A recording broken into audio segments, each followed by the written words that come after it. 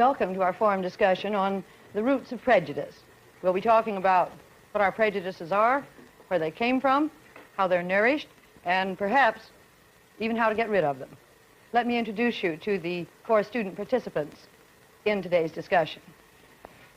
Ratnati Iskandardinata, high school student, 17 years old, and also a talented dancer from Indonesia.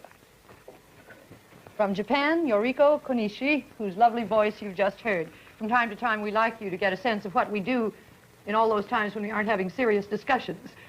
We very often get Yoriko to dance or sing for us. She does both. From the United Kingdom, 18-year-old Judith Reeder. Judith's got a bit of a cold today. It did not come from swimming in the Atlantic Ocean, although she assures us that when she's in England, she does swim in the ocean during the winter. From the Philippines, Kaibigan, please baka di ka pa nakapag-subscribe at nakapag-like sa channel ko, huwag mo naman po kalimutan na pindutin ang subscribe na kulay pula dyan sa ibaba ng video para madagdagan mo naman ang subscriber ko. Libre lang po yan at palike na din po. Marami pong salamat sa iyo, kaibigan. Now on this question of prejudice, perhaps we ought to start out by trying to define what you think prejudices are. What do you think prejudice is, Ratnati? I think prejudice is a feeling of hate of people as a group or individual toward other people. You say a feeling of hate. Do you think prejudice is as strong as hate? Yes. When we ask somebody if he has a prejudice, then the answer will be, I hate such and such. Well, I suppose that is true. What do you think prejudice is, Eureka? Well, I have found that if somebody distinguishes between 2 white men, it is not prejudice. But if somebody distinguishes between a white man and a colored man, it is prejudice. I would define prejudice as a rigid opinion formed about a certain thing before there has been a just examination of the facts. When a person loses track of the dignity of the human soul and begins to judge others not on the basis of their being persons, but on the basis of race, creed, economic status, that is prejudice. Well, is it fair to ask you whether you have any prejudices? Well, I guess so, Mrs. Waller. And being brutally frank, I'm prejudiced against Japanese. Well, not to the extent that I hate them. No, not that way. But I got this, well, as a result of World War II. Because, well, I guess I was yet too young to understand what happened during those times. But I think that what my relatives and friends and the people who were witness to that unfaithful occasion, well, they just more than justify the fact. And I think it's justified for me to feel the same way because, well, I know that my people suffered very much under that rule. You still as prejudiced against the Japanese as you were? Well, 5 years ago, that prejudice of mine was, well, slightly fading away. But when Japan stubbornly refused to pay reparations to us, well, the prejudice began to brew again. But now I found out from close contact with Yoriko and other Japanese that Japan isn't ready to pay reparations yet, because as Yoriko said, some of them, and most of them, even have to suffer the cold in the classrooms because they can't afford to heat the schools. Yoriko, you've got any prejudices? Well, I don't have any prejudice for Philippines, but many Japanese people hate Korea because the president of Korea made the line, his own line, on the public sea between Korea and Japan. And if the Japanese fishermen go over the line, they are caught by Korean people, and they can't go home for a while. And we are trying to be friends for Korea. Now that we've started, we better go on around the circle. Judith, you got any prejudices that you admit? Yes, I suppose I'd better admit them, although I'm English. I have some very foolish prejudices, you'll probably laugh. For instance, as soon as I meet a person with red hair, I always put myself on my guard because I have a silly prejudice that all red-headed people have terrible tempers, you know, that they're as passionate as the color of their hair. Oh, and then I have another silly prejudice. For example, when I first met the Australian delegate, Elizabeth Woodgate, who hasn't been on television, I was shocked by her accent, because to me it sounds just like a Cockney accent would in England. And hope I'm not conceited or anything, but a Cockney accent in England, you know, most English people would shudder a little bit when they hear it. But she very frankly told me that she shuddered when she heard my accent. So I got paid back for that, too. Why did she say she did? Oh, I think she imagines that... she said she really had to forget my accent in order to like me, because it was too formal. I gather most Americans think about that about the English as well. So. Ratnati, it's your turn. Well, sometimes I feel prejudice against the Dutch people when in school when I learn the history and learn how the Dutch people treated Indonesian. And I have some other prejudices of my own. That's I hate people who are proud and who feel that he is the master of the other people and who thinks that he knows everything than anybody else. Let's come back to you a minute, Raul.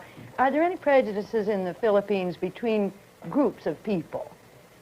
Yes, there are existing prejudices between groups of people.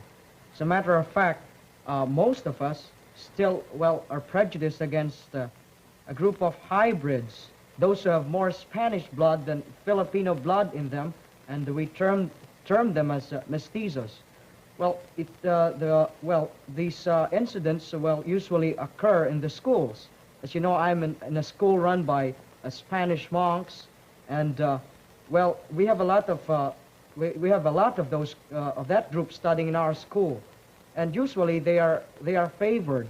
But we think, and we think that we are right in saying that they are sort of aristocratic, conceited, and high-headed, and sore-headed, and all sorts of adjectives, and they have the foolish idea that they have the royal blood or royalty in them. Well, how do you get along with these boys in school, Raul? Are there any problems? Well, frankly speaking, I don't get along with them pretty well. As a matter of fact, we usually fight with one another. Oh, wow. Is there any problem? Yes, Yoriko. Yes, Japan have had many American or European soldiers after the war, and most of them married with Japanese girls, not only formal wedding, and they made children who called hybrids. And I think the hybrids have nothing to be punished, but some grown-ups didn't used to treat as the Japanese children. And grown-ups also used to treat the mothers of children. Japanese people thought that the mothers of hybrids are not good. They are horrible because they married with foreign people, foreign boys, and many Japanese people don't like to marry with foreign people because they live in different customs, and they consider with different ways. You still have a strong, may I say, prejudice in Japan against marrying people from other countries, don't you? Well, yes. Yoriko, Yeah. Could you tell us something about the status of women in Japan? We hear the strangest things, and you've been telling me the strangest things. Could you tell us more about it? Before the war? Yes, and now. Or before. Well, up to about 60 years ago, Japanese people thought that the white people are horrible because they are almost red hairs, and everything is so big about bodies. And quite a few people still think so. And in Japan, we think that something to be beautiful must be small and delicate. You could hardly apply the word delicate to some of the big soldiers we sent to Japan, could you? But I never knew that you looked down on us because we were big. That's very interesting. We're always proud of if the Western men are tall and handsome. We consider that yes. Oh, we are proud to be small and delicate. What you said about skin color, Yoriko, I've heard that the Chinese speak about us as pink people instead of white people. It's so much more difficult to be proud of being a pink person, isn't it? Oh, yes, you're a pink person. Might as well face it, Judith. Here we are.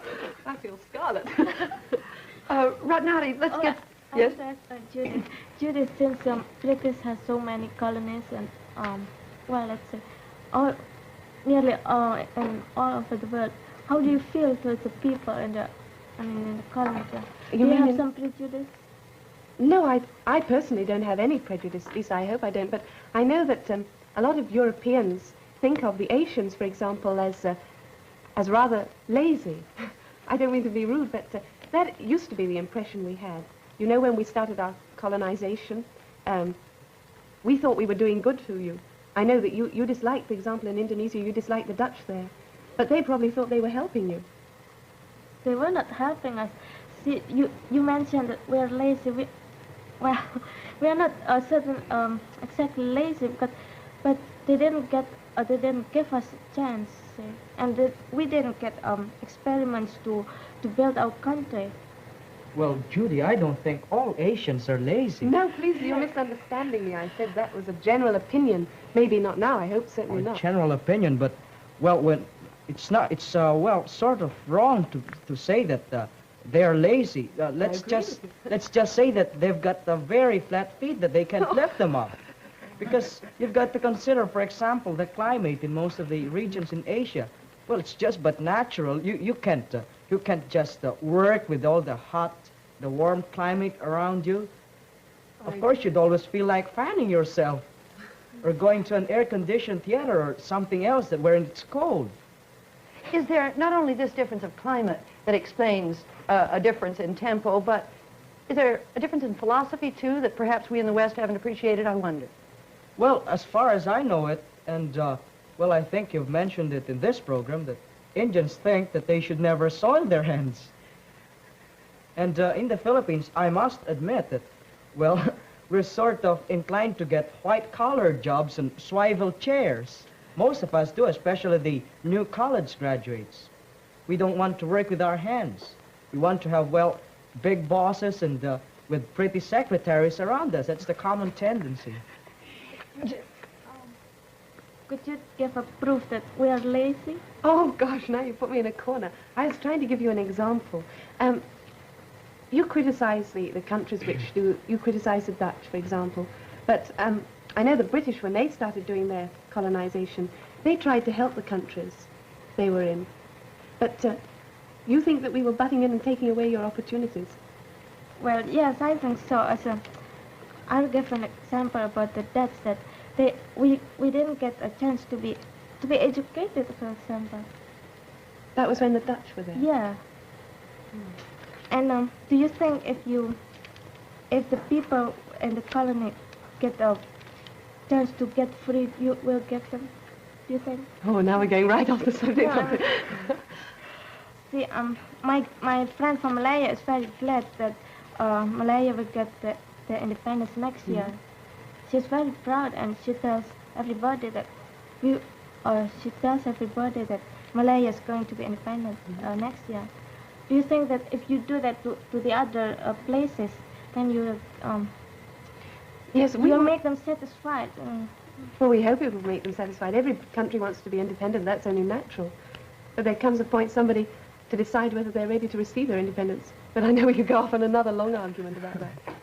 Maybe we can have what... I'm sorry, Ralph. Well, I was about to ask them, what do they think are the most common or basic causes of our prejudices? Is it mainly skin color? Well, maybe.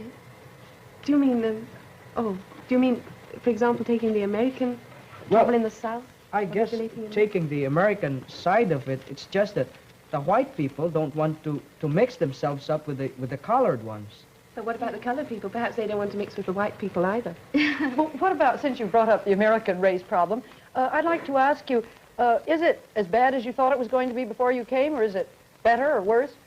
Well, I think it's what I've seen here and what I've heard while I am here and what I have read in the newspapers, it's just worse than I expected. Don't you agree, Judith? No, I don't agree. In England, we don't hear too much about the American problem, except, of course, when a certain case came up and the Supreme Court decision, we heard a lot about it then, but not too much. And when I came here, I had imagined from the Tiller case that things would be really terrible in the South. And I found that there's a real feeling of optimism here. I stayed in a Negro family, and I was able to see the position, really a bird's eye view of it, you might say. And the first thing that impressed me was that the Negroes themselves were not happy about the situation, but were pleased. They were grateful for what progress had been made, and they were sure that the situation would continue to improve. Is that the 2 weeks you were in New Jersey that yes, you stayed in a Negro when family? I was in a Negro family. I know that was in the northern part, and conditions are better there. And I was very impressed with that. They said it would be a slow process, but things were gradually improving. It was a matter of breaking down tradition, and I was very happy to find that. I'd like to know some of your other experiences with, yes, Eureka. I've never seen any evidences of racial prejudice in the United States, but I found out that most Negroes are laborers, and they don't have a high position on business. But I was very glad when I saw the Negro girl in South Orange, in Columbia High School, who was the vice president of the student council. I'm glad you did too. Yes, Ratnati. Here in New York and New Jersey, I don't see any racial segregation or something like that. But when we stop in Williamsburg and we stop in Negro school, I saw it's very strictly. I mean, the Negro school go to the special Negro, and I was talking to some of the girls in the school, and I asked them how they feel about being segregated. But they said that they don't mind about that, and what they want is equal rights. And there are some places that they can go, such as restaurant or some clubs. And I think that since all Americans claim and emphasize that America is the most democratic country in the world, and as long as segregation exists, I don't think it's a democratic. I mean, pure democratic. Well, adding something to that, isn't it that, well, in the Pledge of Allegiance to the American flag, you mentioned something about, I pledge allegiance to the flag of the United States of America and to the republic for which it stands, one nation indivisible under God, with liberty and justice for all. Well, the last phrase just doesn't suit everything.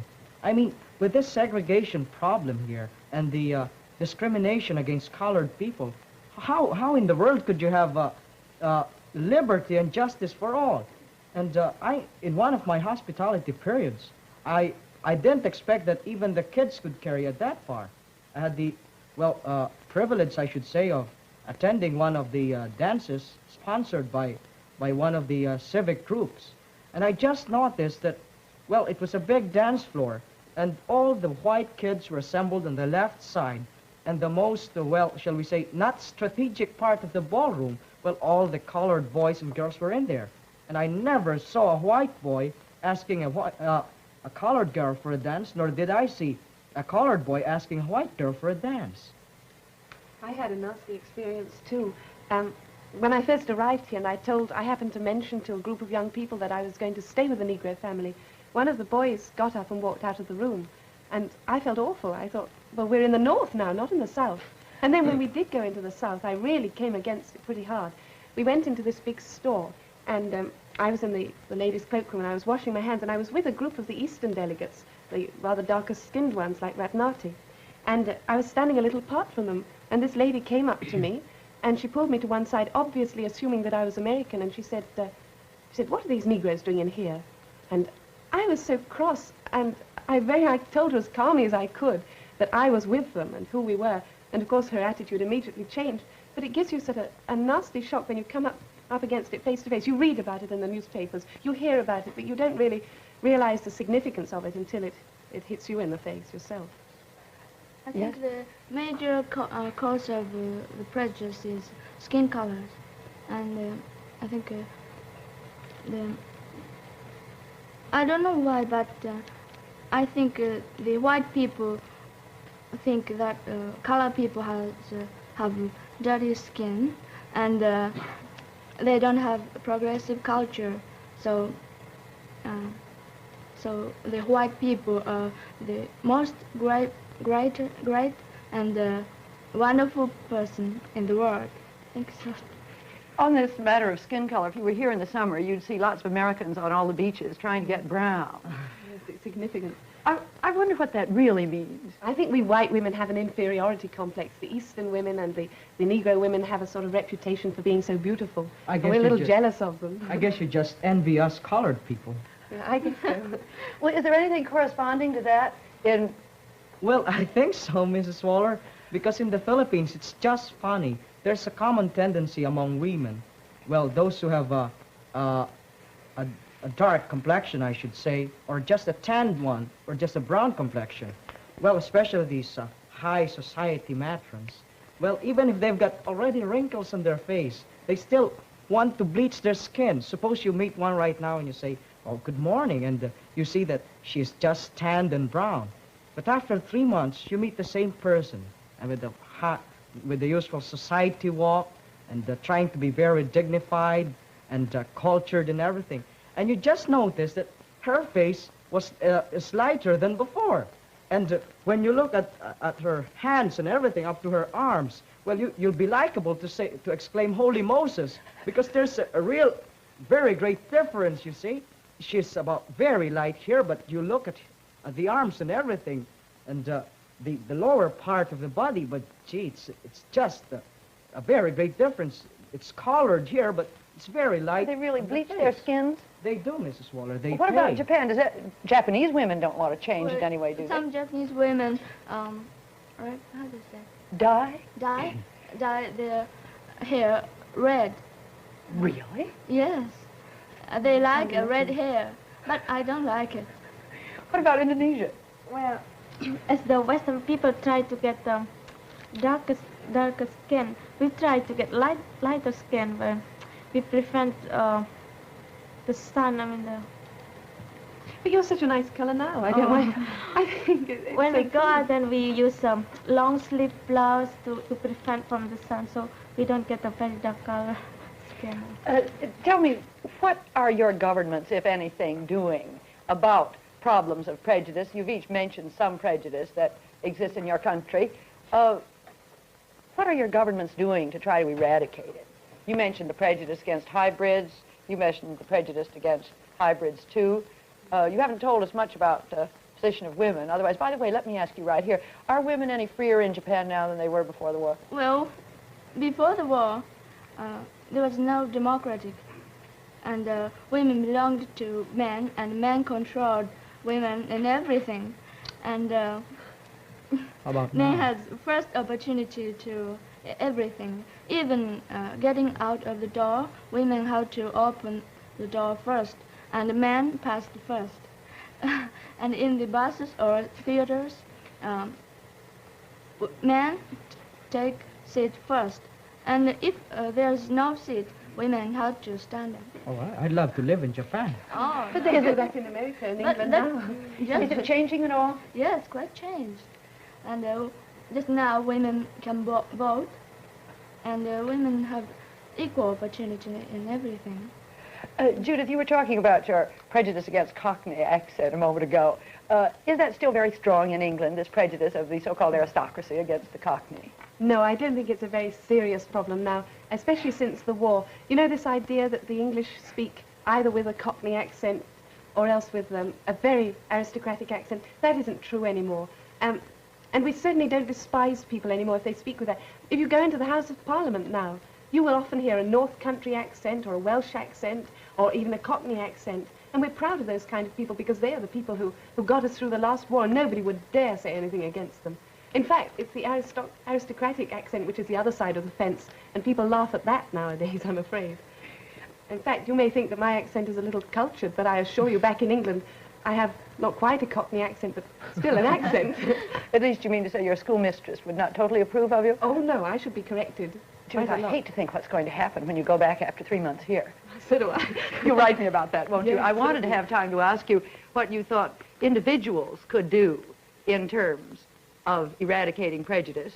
But our time's almost up. Anybody got a quick answer? Well, I guess we should carefully examine the individual first before passing any judgment on him.